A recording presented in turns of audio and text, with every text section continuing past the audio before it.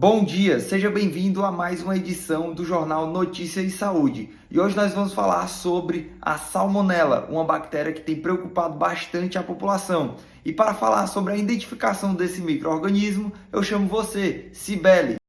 Olá, gente, meu nome é Cibele Alves e eu vim falar para vocês um pouco sobre a salmonela, certo? A salmonela ela é uma bactéria que pode estar presente em alguns alimentos contaminados, como carnes cruas ou mal cozidas, ovos, leites não pasteurizados e também até alguns vegetais contaminados também.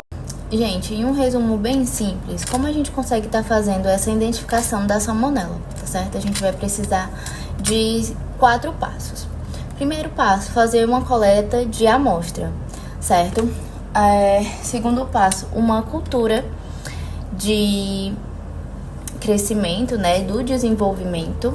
Terceiro passo, testes bioquímicos e quarto passo, testes sorológicos. E agora para falar sobre os sintomas, é com você, Thaís. Bom dia, eu me chamo Thaís Santos e hoje eu vou falar sobre os sintomas relacionados à salmonela. Bem, a infecção por salmonela, também conhecida como salmonelose, ela está associada a problemas no trato gastrointestinal. Entre os principais sinais está a diarreia, podendo ser intensa, febre, cólicas abdominais, náuseas e vômitos.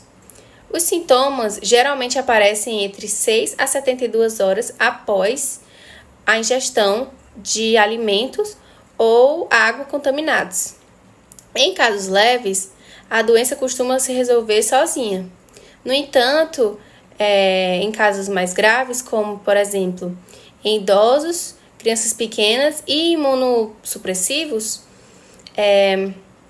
podem haver complicações mais graves, exigindo cuidados médicos. Obrigada. Agora iremos falar com a Lilian, uma nutricionista que falará sobre alimentos comumente relacionados aos surtos causados pela bactéria salmonela. É com você, Lilian. Olá, bom dia. Me chamo Lilian, sou nutricionista e vou falar um pouco sobre os alimentos comumente associados aos riscos de salmonela. Trouxe aqui alguns exemplos, como por exemplo, o mais famosinho deles que eu tenho certeza que todo mundo já ouviu falar, os ovos.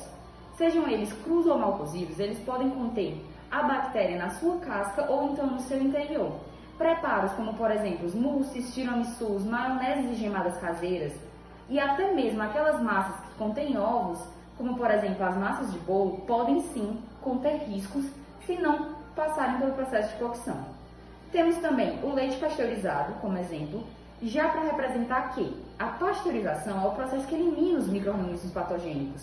Então, leites crus e queijos artesanais, eles também podem conter riscos de contaminação. Para representar os cortes de carne, temos o frango, que já sofre contaminação, às vezes no momento mesmo do abate, ou então se não passar pelo tempo correto de cozimento. Temos também para representar frutas, legumes e vegetais, a maçã e o tomate, que sofre contaminação já no momento da irrigação lá no campo com alguma água contaminada, ou então pelas fezes de algum animal. Então, por isso, é sempre bom saber fazer a higienização de forma correta. Lembrando, voltando aqui ao ponto do frango, cortes de carnes cruas nas mesmas tábuas e com as mesmas facas que se cortam outros alimentos pode trazer a contaminação cruzada. Para fechar essa listinha, vamos citar só alguns exemplos de alimentos industrializados.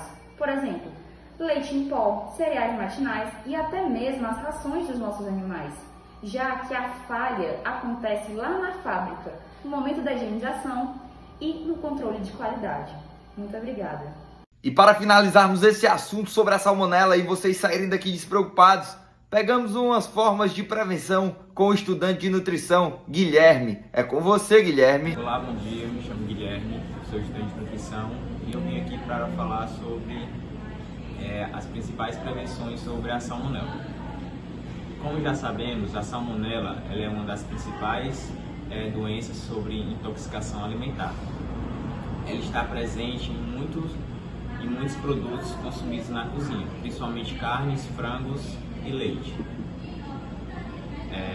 Algumas das prevenções seriam lavar bem as mãos antes de cozinhar e depois de manusear os alimentos, higienizar frutas, legumes, verduras corretamente e nunca usar utensílios para carnes e legumes ao mesmo tempo.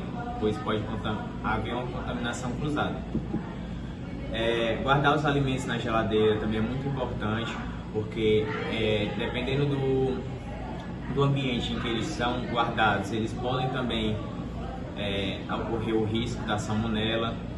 Os descongelamentos das carnes também não podem ser feitos fora da geladeira, é muito mais indicado ser feito dentro da geladeira, principalmente descongelados. Deixe dentro da geladeira, na parte de baixo, onde eles vão se descongelar naturalmente, sem haver nenhum risco de contaminação pelo ambiente de fora. E demais são isso. Esses são os cuidados e as prevenções mais importantes para você ter sobre a salmonela. E o Jornal Notícias e Saúde fica por aqui. Obrigado e até a próxima.